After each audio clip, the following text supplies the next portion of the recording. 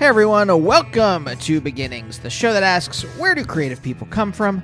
My name is Andy, I'm the host of the show, and a writer and performer based in Los Angeles, California. Woof! Getting back into the swing of things. I took last week off. Mabel, our dear dog Mabel, has been undergoing chemotherapy, and the cyclophosphamide started irritating her bladder, meaning she was peeing everywhere for days. Literally up until, I think, 2 hours ago, she was peeing everywhere.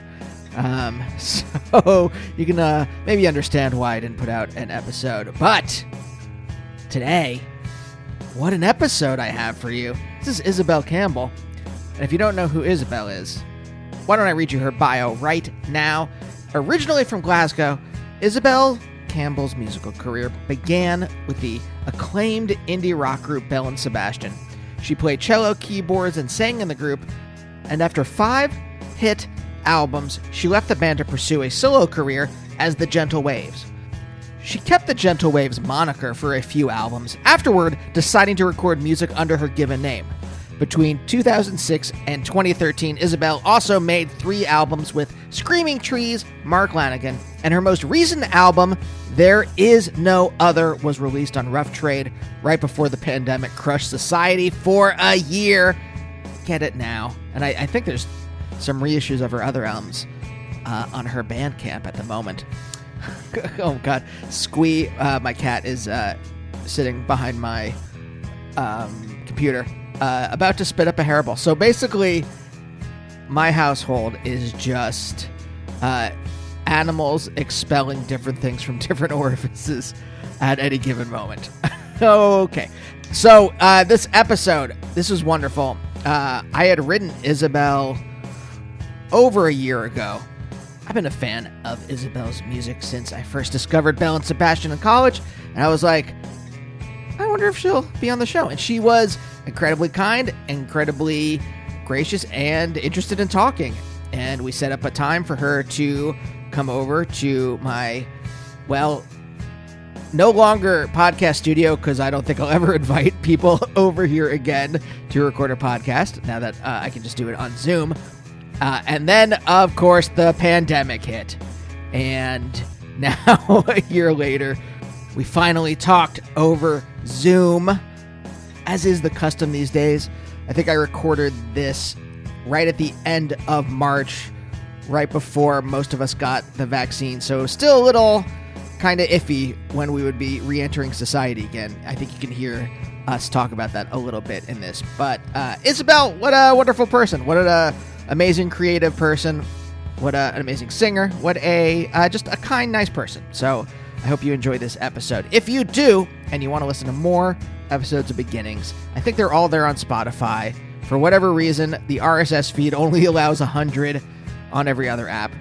Not that I endorse Spotify as the one to use, considering they rip off musicians and also then use that money to pay Joe Rogan.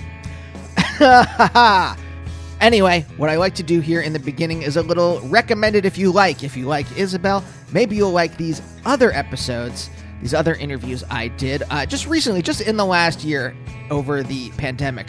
I talked to Mary Timoney, Ian Mackay, Matt and Clay from Chavez, Thurston Moore, Stephen Merritt, Mac McCon, and hundreds, literally hundreds of other writers, musicians, performers, artists, actors, stand-ups, etc., etc., etc.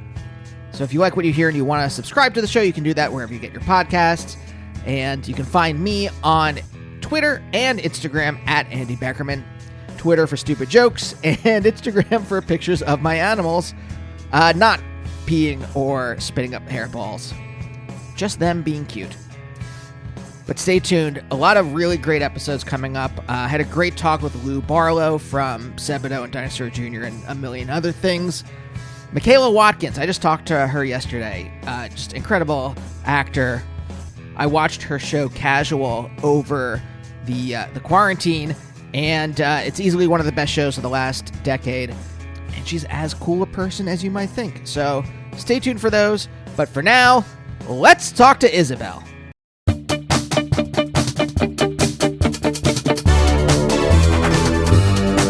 Beginning.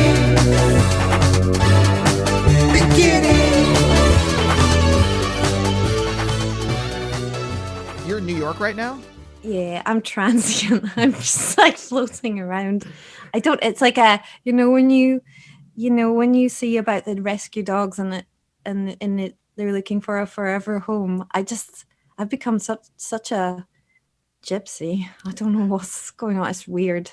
Anyway, Are you uh, okay with that? Because like you, I mean, as a musician, you tour, so there has to be some kind of. You have to be at the very least used to it, right? yeah, I am. It's weird. Like it's weird to be so like to be. Yeah, it's odd, but I'm just going with it.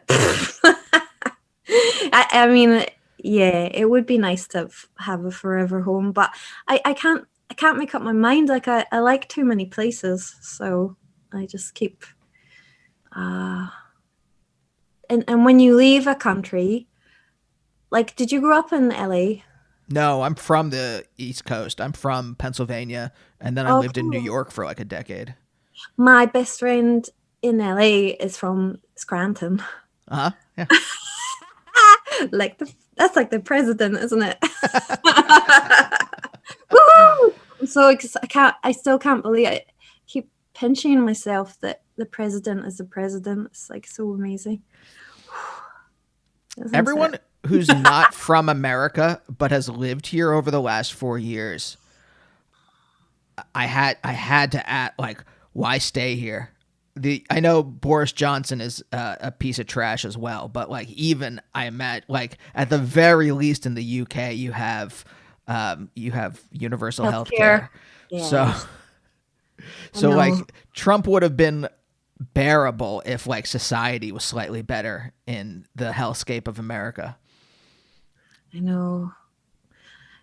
Yeah, yeah. Well, I mean, like, because it was a like the. I mean, I'll never forget like November 2016 when that happened, and yeah. But thank God it's not. Yeah, no, it was just awful. I was like, oh, well, I just get my coat now. Like, I'll just leave. Because, yeah. But, But thankfully. you said that like okay, you're I like feel like I feel like mhm. you guys are I feel like I would have yours over ours at the minute. I would like I mean, Yeah, right now. yeah. Right now. I Um, know.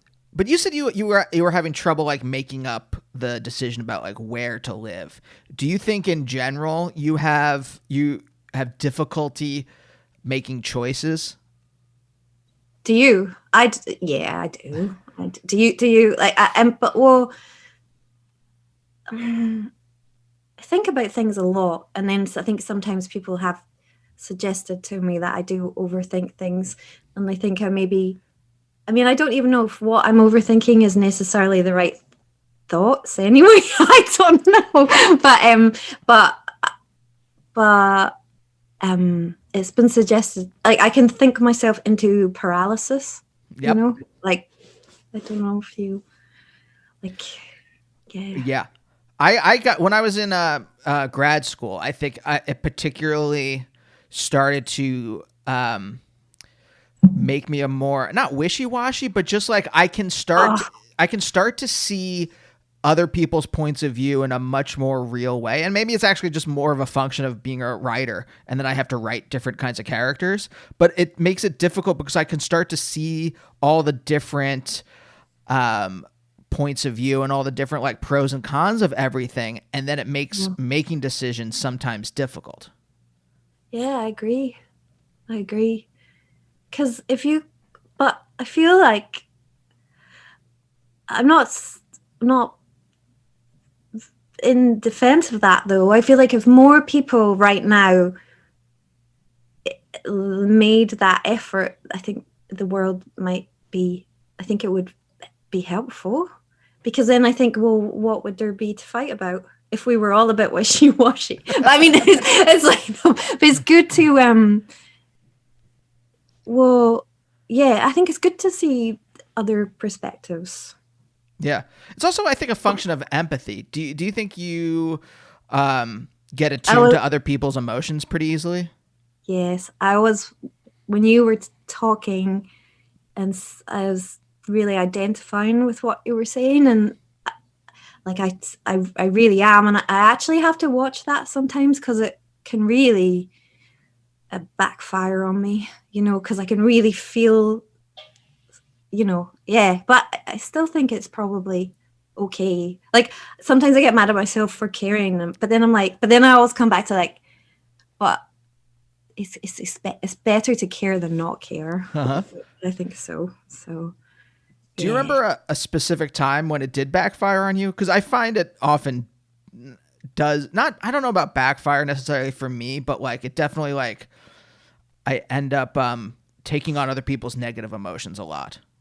That's what, yeah, I can. And then also I can get so caught up in other people that I forget.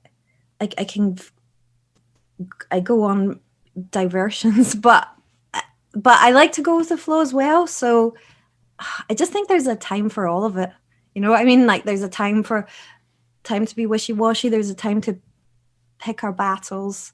But it's funny because I think like when we were emailing back and forth and talking, like I felt your empathy, and then when you're I think we get each. I know what you mean. I do, but it can also, it can backfire, but it can also be amazing because then like really connect with people, and it's really a happy thing. Yeah, So it's it's difficult. I No, you think go on. it's when those vampirish kind of personalities, when people are kind of like suckers, and they just kind of like want to like take away your life force or something. That's when it's like a bit like, oh god, hang on here, I better put my foot down.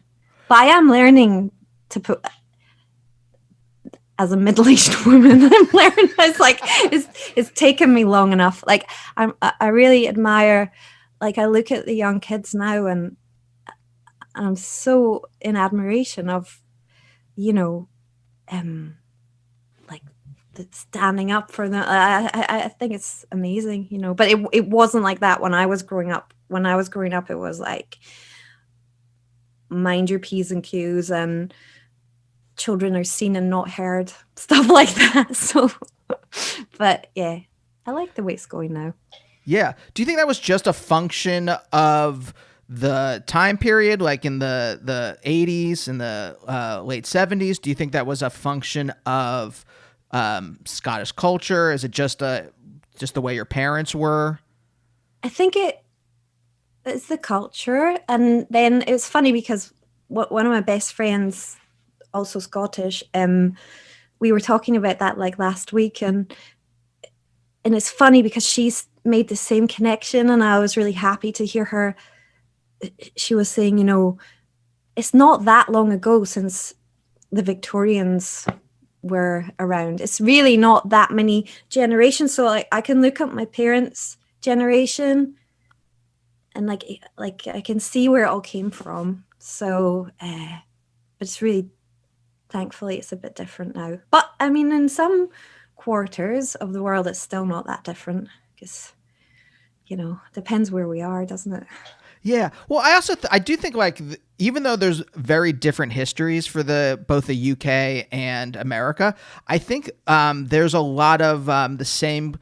The generations have the same kind of things in common, and I think like you and I both grew up with probably parents who were loving but not expressive about their emotions, and so we never learned how to do anything like build boundaries, because I mean that's literally what I'm talking about in therapy now, is like how to build boundaries. And it's like, because it's such a weird, I talk about this a lot on the show, but it's such a weird thing to talk about these physical metaphors when we're talking about stuff that's going on inside our heads or inside our bodies. Yeah. And it's just like, how do you literally build a boundary, right? Because we're talking about like stopping other people's emotions from overtaking ours. And a lot of it's, I think, just about when that stuff happens, paying attention to it in the moment, and then like letting it happen, and like learning how to kind of like physically resist it in your body, if that makes any sense. Oh no, I think it does, because if you're sensitive, which it sounds like we both are, and I actually believe, like, even people, that seem like tough as old boots, I think we're all pretty sensitive, It's just, but yeah, I can feel it. Like when it's an energy. It's an Yes. energetic thing.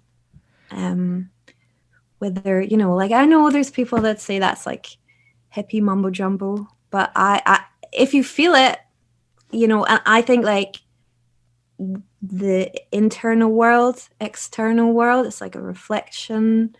I think a lot of stuff goes hand in hand, and Yeah. I think, yeah, you're right. Like if you can catch it in the moment, but sometimes that's hard because sometimes I might leave a situation and it will be really bothering me, and I'll be like, oh, what was that? And it takes a while to like, oh, that's what it was. But it's communication, isn't it?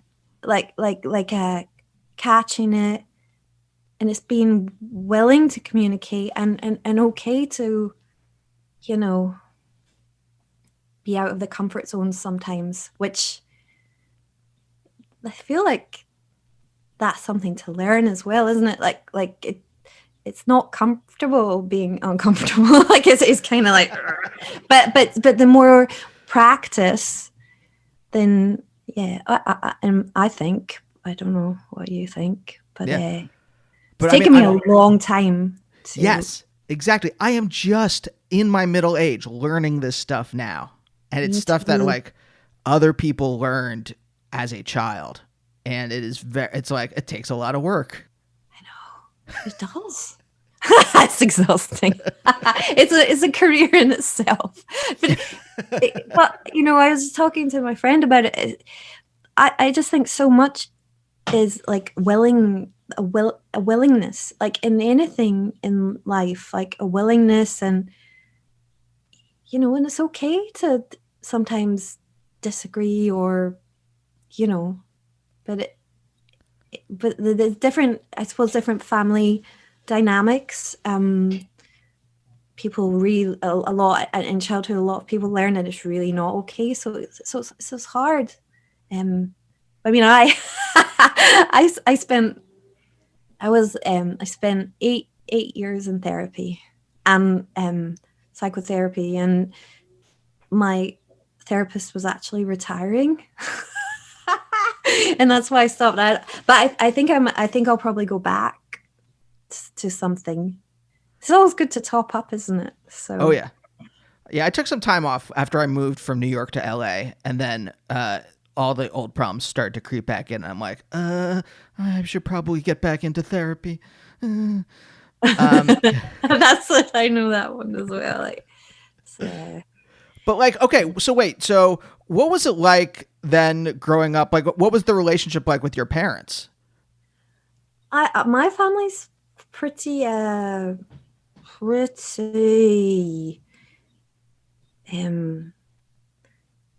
of, I don't even know, like on the surface very conventional, but actually pretty wild. But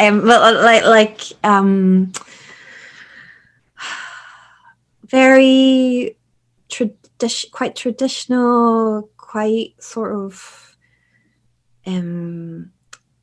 west coast of Scotland, quite sort of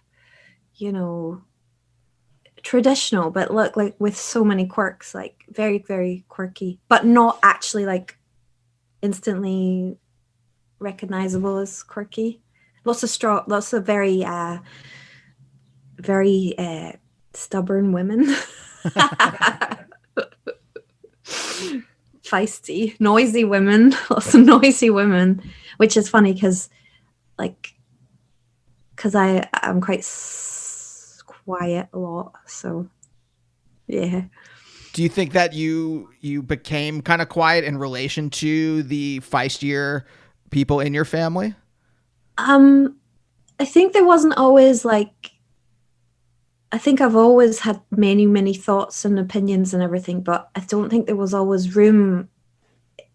I think my mom jokes about it. My granny used to at the dinner table, she'd say like, because she was a talker, and she said if my brother and I had something to say, we'd to raise our hand and say, "Excuse me, can I speak?" So, but I think it served me like I just escaped in my mind. Like I just withdrew into my dream world fantasy. Like I mean, I know they say that a lot about kids that have. I just went upstairs to and just like incredibly dreamy child, always looking out the window. I remember I'd be at school and I'd drop the pencil under the desk just to go under the desk and have a little thought to myself in private under the desk. Like yeah. So I'm incredibly chatty, but pretty quiet. I think I'm maybe a strange contradiction. Yeah, but that's all right. No, I get it. That's pretty much what I mean, not the like propriety part, not the like, like having to raise my hand type thing, but like I was a good kid. I was a good student and I didn't break rules really. I once like snuck out of the house to go see the Mighty Mighty Boss Tones when I was in high school. And that might be, I stole a skee ball from the skee ball machine at Ballarama. I think that those two things were pretty much the extent of whatever mischief I got into. And I lived and still do a lot of my life in my head. Me too. It's very nice up there. Like I always say like, because like really like don't have to go anywhere really, because if you're just like live like that there's some people in life that I've got to go here, I've got to go there to be seen to doing. I can just like trip off in my head like no drugs, nothing. It's just like the most natural. I have an amazing time. Yeah. Yeah, I've never done a drug in my life because I don't necessarily need it. If I really need to like feel weird, I can watch like a strange movie. I can watch like a surrealist movie. I can watch like I think that's what made. I can't believe that we were emailing back and forth for so long. But when I was like, "Oh, I'm sorry, this pandemic," and you were like, "Never apologize. We're living inside a Dali painting right now," and I was like, "Oh, that's so true, yeah. So true." It's all melted clocks from here until everyone has the vaccine. I don't even know when. I'm not even sure if things are how normal they'll be after. But yeah, I totally like. I walk the dog and I just I just like can lose myself in my head and then suddenly like the walk's over. It's just like there's something, and I'm kind of curious about like what were the circumstances of like why did you retreat into your head? Because when I was a kid, I've always been kind of like a weird person, and it just was like easier to like live in the weirdness in my head than like make a weird joke out in the world and have people like give me like a furrowed brow and be like, what is this kid talking about? And so I just retreated into my head and just stayed there. I just had like I was always doing it.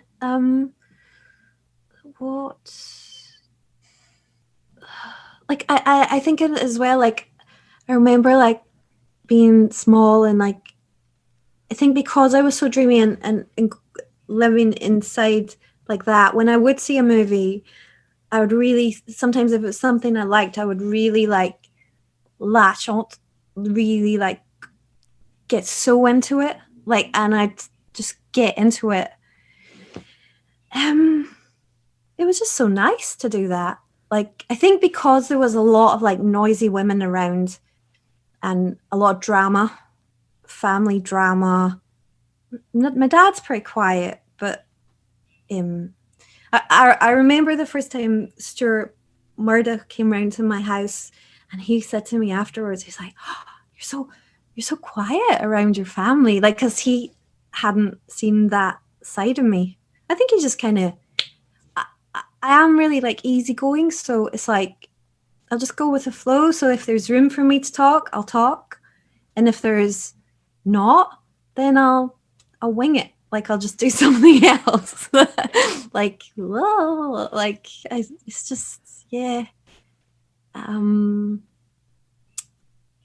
It's just, but I was like a spaced out kid, like, but I think I also think like because I think back and like so like if I was born in 76 and like the 80s, like I mean Glasgow was still pretty I mean it's funny, like so if you grew up in you said Pennsylvania, I mean there's a lot of similarities, you know, they're quite sort of dark, rainy, you know.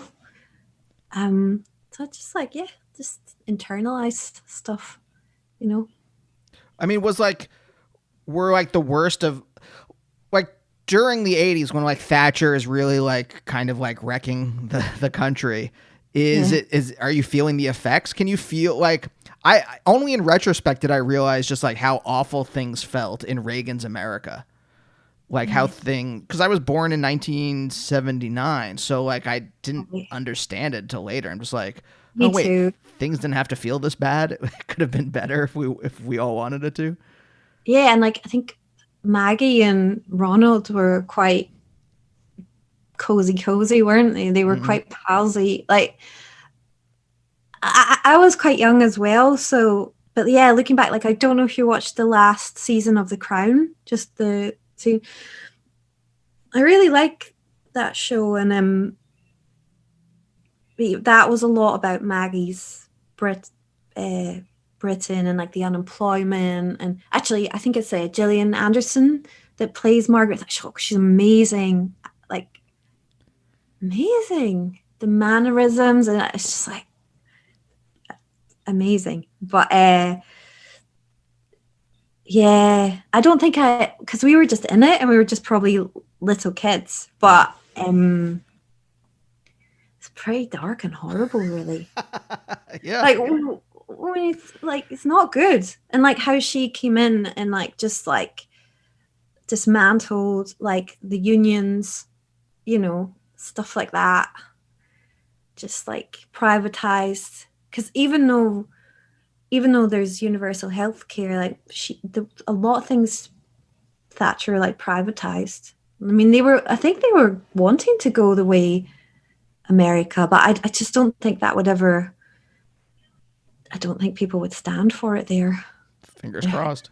Yeah. I mean, what would be amazing if America got universal, Fingers crossed. Yeah. Yeah. I mean, could you see your parents change? Like, what did they do for a living when you were a kid? Like, did that change at all through the 80s? My dad, well, it's funny you say, like, my dad was an engineer for British Telecom, like the phones. And like when we were younger, he would take on extra work. And my mum was kind of like, she did different things. She was like a saleswoman. Because she had the gift of the gab, you know. She's like, she was in sales. She would take part-time work sometimes just to supplement my dad's income. But I think because I think they were. I don't think we were hit that hard. I remember my best friend at that time, like round the corner, like I remember her dad being made redundant, and I remember it was like, oh, he's lost a job, and I think then he maybe lost it again, and like, so was kind of aware of stuff, but I feel like I don't really know why, unless my parents were just really good at managing their money. They probably were. I think my dad probably was, but we weren't like, you know, I know there's that whole class system in the UK, but I'm still not really sure what I was. Because like my cousin says that we were middle class. My mum says we were working class. So I think we were probably like in between. So I don't really. But Let me throw this out at you and see if this makes sense. Because I feel like there's no category. You know, there's a category in like there's like horse girls who grew up with like riding horses, and there's like all these kind of things. I've never seen this before. Spacey kid. Because a lot of the like haziness that I think you are where you're coming from is also where I'm coming from. And I think when you grow up living in your head, you don't catch on to mass culture the way other people do. And so like when people ask you about like, well, how did it feel in the 80s? And you're like, I don't know. I was living in my head. I can tell you more about all the adventures that I made up for all these like little rubber creatures that I had than I can tell you about like what was actually happening in my parents' lives or in the world in the 80s.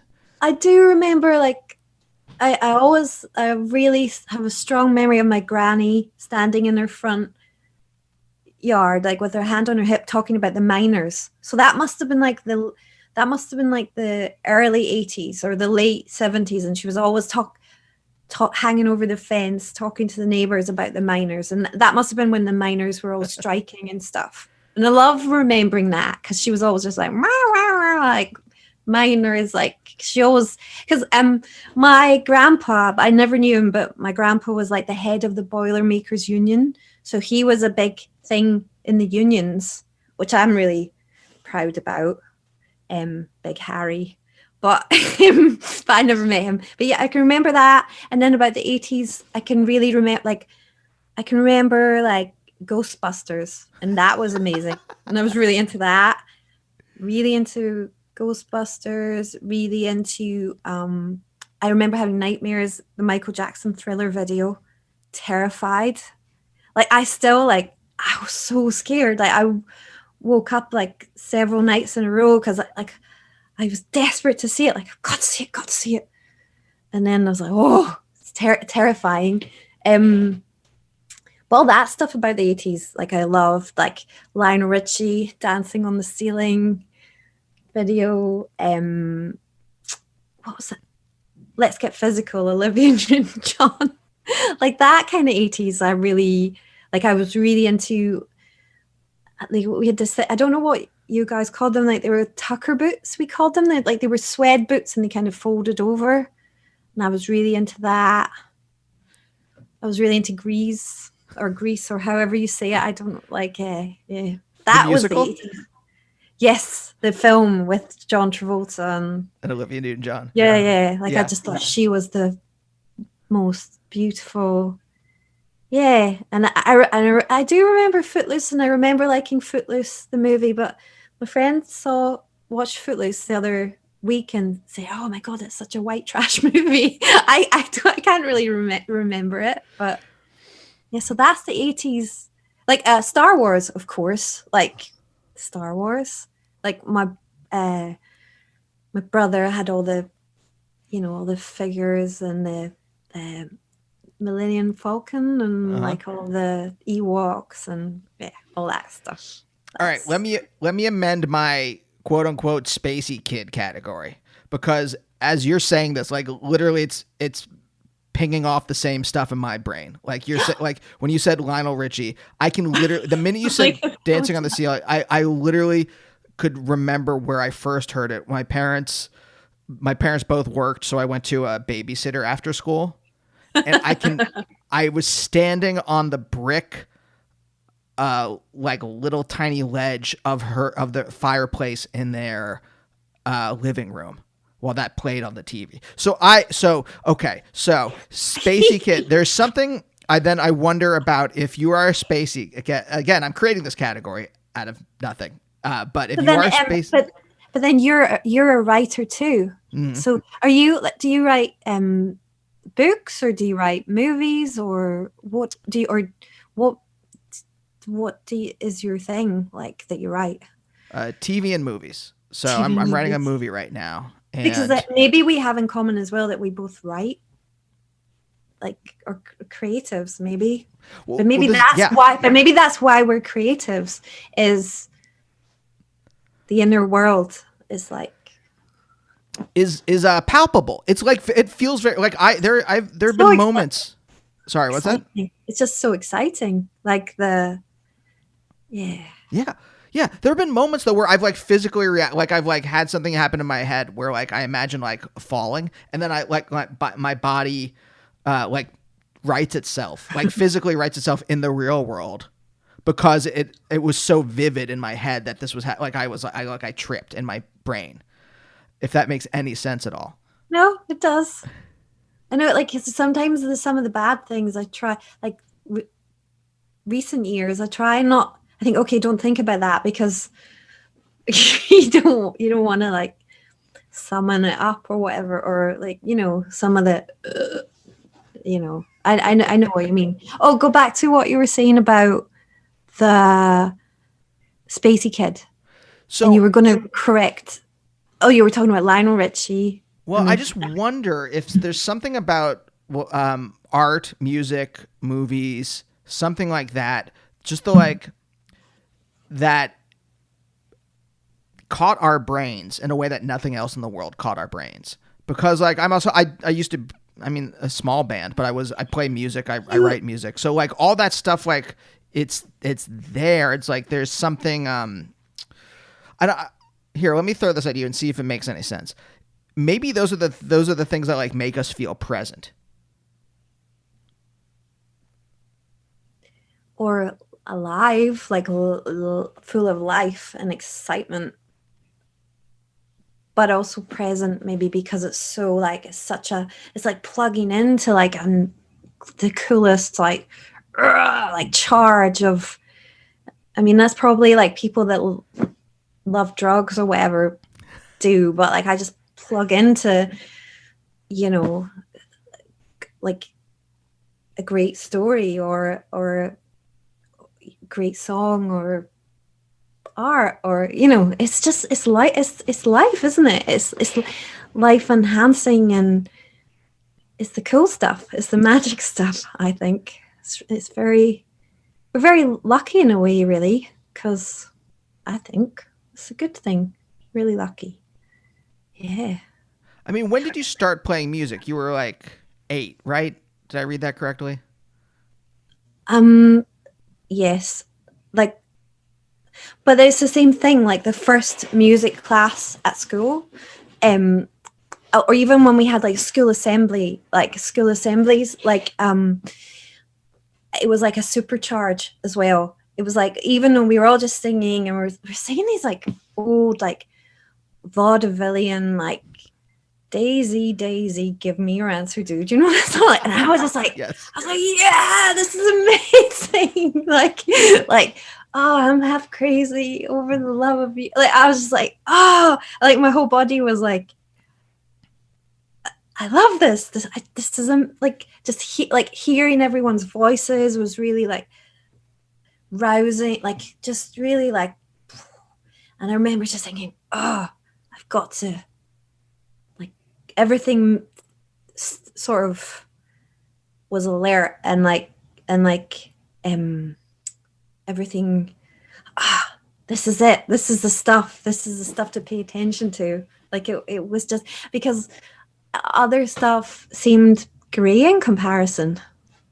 Like everything else seemed like I don't like. Sometimes I wonder, because I mean, I wonder if I'm on the spectrum of something. Like, I've never been diagnosed as anything, but it's definitely not normal, I don't think. But maybe it is normal. I don't. Are you on anything? I just wonder, because I had some friends recently diagnosed as like adults, like with like ADHD and or different things, and I just wonder, like, because it's very intense reaction to stuff. Just wonder. I want there to be a diagnosis for me. Yeah, I want there to be a reason why I'm weird, but my therapist doesn't think so, and I don't. You're probably like, I actually went for 8 years, and I was just like, what's wrong with me? What's wrong with me? And I went for 8 years, and he's like, nothing's wrong with you. I just wouldn't believe him. I was like, I'm not believing you. Yeah. I'm just Okay, maybe I might believe you. a weird spacey person that lives in his head. That's just it. And I'm just like, all right, I guess it's not a bad existence. There's nothing that terrible about it, except for, sometimes I have to like really wrench myself out of that imaginary world in order to like, do things in the real world. It's like, yeah, I know the real world is a bit of a turn off sometimes. Mm-hmm. Yeah. Yeah, but like so that moment, so in was it like choir? Was it like a choir class or something? It was school, like it was like school assembly. We were just gathered in the hall, and it was like, and the teacher. It's also very Victorian. The teacher was just like playing the piano, like basically like an old-fashioned sing-song. It was just like, and I was like, oh my God, like this is heaven. I'm in heaven. So Glasgow in the 80s was basically just Victorian times. Everyone was like very proper. I mean, I'm sure it probably wasn't like, but I was just like a little kid, and but I do remember. I mean, it was quite grey, and I mean, it's much more diverse now, and like I remember, yeah, it was great. I remember, so there was this thing in the 90s called the Glasgow Garden Festival, and for that year, I don't know who decided, but it was like Glasgow was the city of culture. And for some reason, maybe there was like something happened in the 90s, like maybe they plowed money into Glasgow or something. But there was definitely a turnabout at a specific, like definitely roundabout when I was 12. So that would have been 76, 86, 88. Like there was definitely maybe more money started getting pumped into because Glasgow was like quite working class, like the shipyards, quite, but there was definitely then, and now there's just like so much art and it's vibrant. I mean, I think it's always been vibrant, but there was definitely, it became a lot more colorful and, or maybe just, I'm not sure. I think the Glasgow I grew up in was very different to the Glasgow that my parents would have grown up in, for example. And there was opportunities and like the music lessons, like we got that at school. And I wasn't at like a fancy school. It was just, it was an unconventional school, but there was just like cellos in the cupboard just there, and they were like, go in there, choose one. Like, oh, hello. Who's that? That's Squee. This is my cat, Squee. Squee. Very nice. Hi, Squee. Why don't you come down on the chair, buddy? Yeah, so there was I think it got, and then I think by the time like 96, like time I met Stuart and the rest of the band and everything, I don't know, like there's just, I think because of the maybe it's always been a bit happening because of the university. Hard to know because I don't have anything to compare it to. Yeah. It was definitely quite gritty. It still can be, but it was definitely gritty and quite grey, and God, it rains so much. I mean, it's like Seattle that way. Like, huh. Yeah. Okay. So it makes more sense than to retreat into your head if it's gray and gritty outside. I know, because if I'd grown up in California, I'd probably be like a little surfer or something like that. Do you know what I mean? Like, but there's a lot of rain. Yeah, a lot of rain. Have you been to the UK? No, we're going to, the second we have the rest of the vaccine, we are traveling everywhere. But I've been to Italy once, and that's the closest I've ever gotten to the UK, which is completely different. What did you go to Italy for? In high school, whatever language you took, there was always a school trip to that country. And if you could, I think it was like $700. And so my parents said they would pay for half of it if I earned the other half. And I had a school after school job at the supermarket near our house. And What was the supermarket called? Pathmark, which is a chain on the East Coast. There used to be one in Harlem on like 145th. But yeah, so I just wanted to say that so it didn't sound like I was like, as a child, we were just like going all over to Europe and Yeah, no, traveling. It was like, no, I got one trip. That. It's because I took Latin and I liked I took Latin and German, and I liked the Latin teacher more than I liked the German teacher. Although the German teacher is great, Frau Worley. If you hear this, you're great. My German teacher was terrifying. She terrified me, Mrs. Hughes. What was so terrifying about it? Was it just the sound of German, or was there something about she had a bit of a temper, and like she just had a temper, and she'd go like, I had allergies a lot. I don't even know why. I was probably like stressed because probably allergic to school or something. Like I was always like blowing my nose, and she just roared. She was a scary, like she was like a hippo of a woman. Like she was just a bit scary. And then so where in Italy did you go? Landed in Milan, then went to Florence, then Rome, and then Venice, and then back to Rome, I think. Did you like it? Yeah, it's amazing. It's look, I know I've only had a taste of a little of like other countries, but there is something about. I've been to Amsterdam. We went last year. What did you think of that? It's incredible. It's like Amsterdam is like New York a little bit in terms of like the architecture, obviously because they colonized New York, but also it feels better. It feels better than being in America, honestly. Oh, really? Yeah. Would you like to maybe not live in America at some point? If we could do, like, my wife is an actor and a stand-up. If there's somehow we could do that from Europe, from London, from somewhere, we would do that. Just for a change of, just to live somewhere else, or just to experience something else, or not forever. Would maybe I don't know. Yeah. I think my sense of humor is more British, so. Oh, that's interesting. Like, what was I gonna say? Yeah. So we're towards the end. I have two, maybe three questions. Okay. One of them is, you said you went to kind of an unconventional school, and I'm kind of curious about what you meant by that.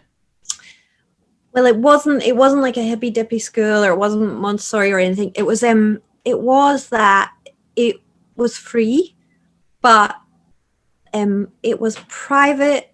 There was like a private board, so it was kind of run a bit differently so it was kind of like a free school that thought it was a private school, which is a bit, but then, like, because my dad worked abroad for a little bit, and I went to a boarding school for 1 year, just because I'm nosy, like, not because like I think I grew up with like Enid Blyton stories, and I thought, oh, wonder what that's like, like Mallory Towers, or go to boarding school, and I realized that even though it cost a fortune, the teaching wasn't as good.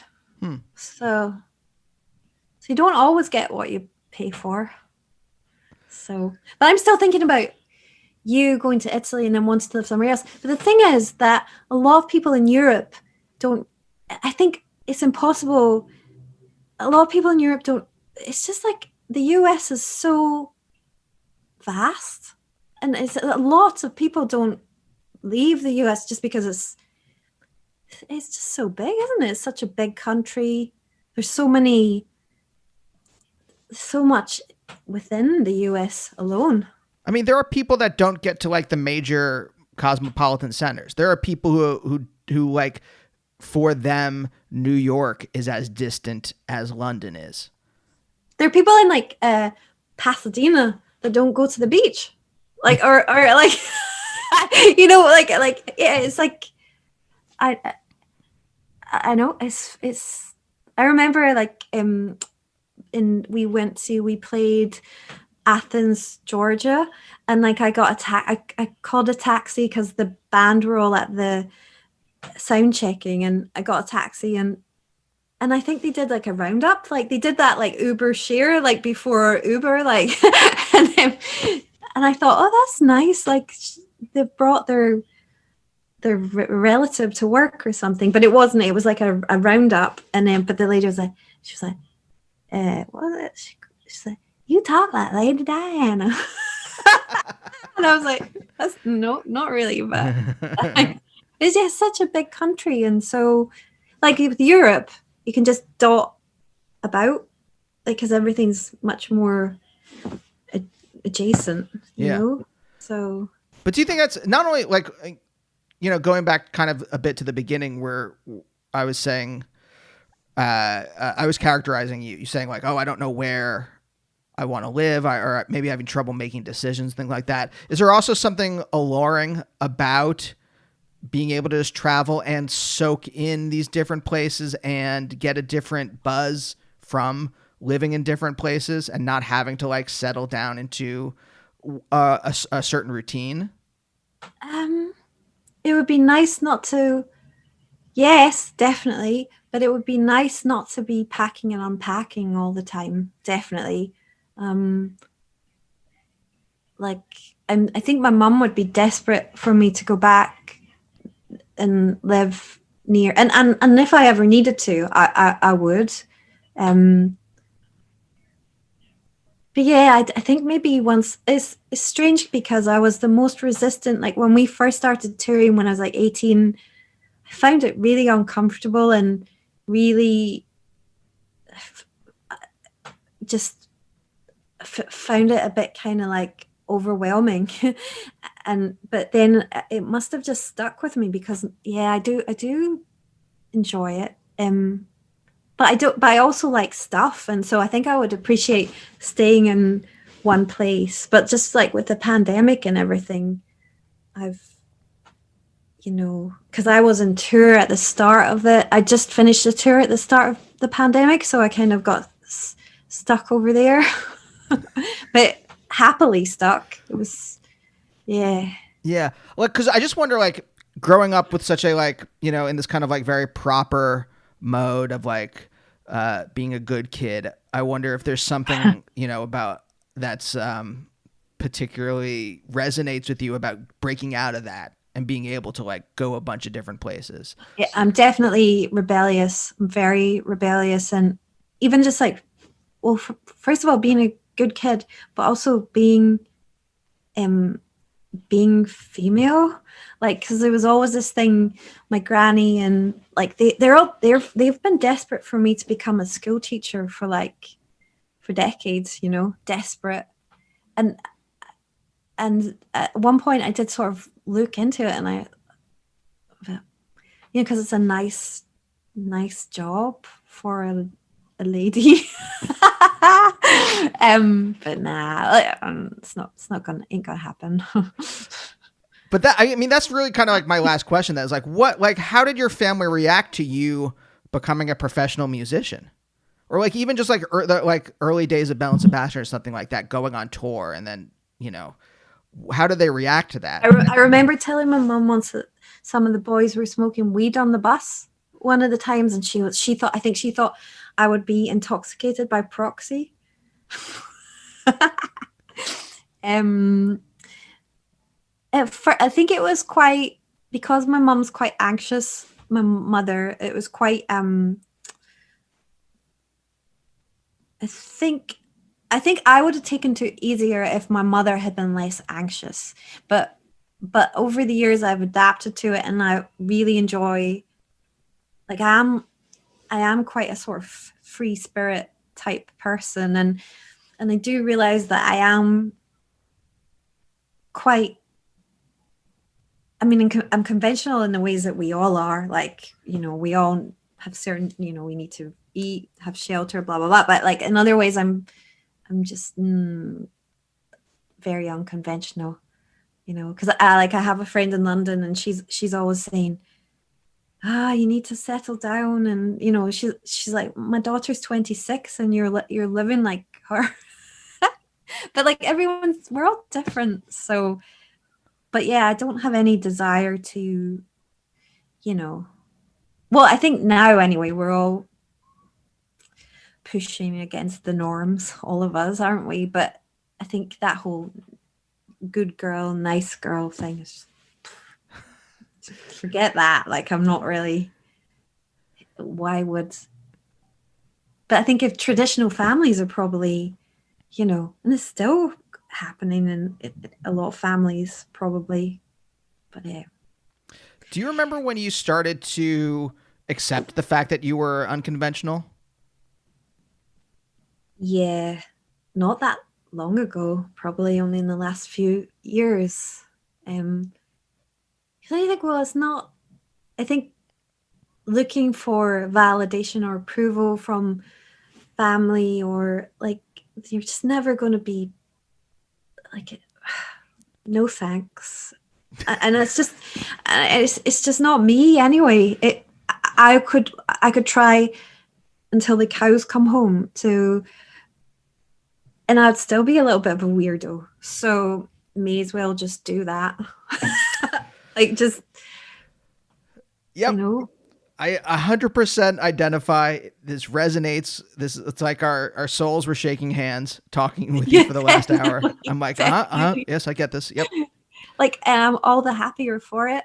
Yeah. All the happier. And like it's perspective as well, isn't it? Like, because I could look at people that have the kids, have them. I mean, I've had mortgages. It doesn't do anything for me. Like, I like, it's good for you, but it doesn't. I'm all the happier just to, it's great. Like, I'm an auntie. I love my niece and nephew, but it's also great to say bye to them at the end of the day when they're having a hissy fit. Like, so, like, yeah, it's all good, isn't it? And it's just knowing what works, isn't it? For like each and every, there's no one size fits all. There just isn't.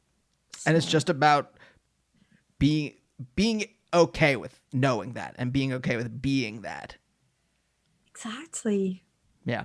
It's not really a competition, is it? Like, it would be, well, I mean, maybe it is for some people, but I wouldn't even know what to do with that, to be honest. I'm just really into just like, meeting people, talking to them, exchanging, just that's the good stuff in life for me anyway. And one of the places that I've been spending more and more time in the UK is like Hastings, which is an hour and a half outside of London, and it's full of so many loonies. Like, it's great. It's really, really good. Like, a very unconventional place. Really like it. That actually seems like a nice place to end. This has been an absolute delight. Oh, thank you. It's been lovely to meet you finally. I'm sorry we took oh my God. Yeah. Hey, look, it's a pandemic. What are you going to do? What are you going to do? Literally just like, all right, this is what, It was so nice to meet you. This is so nice. Thank you. Thank you again for doing it. I really appreciate it. Oh, I've just felt like I've met a friend for coffee. So yeah, for real. Yeah. So nice. Well, I hope your dog's good. Yeah. And we'll see you next time. Bye. Bye, oh, bye, oh, bye, oh, bye, oh, bye, oh, bye, oh, bye, oh, bye, oh, bye, oh, bye. Bye.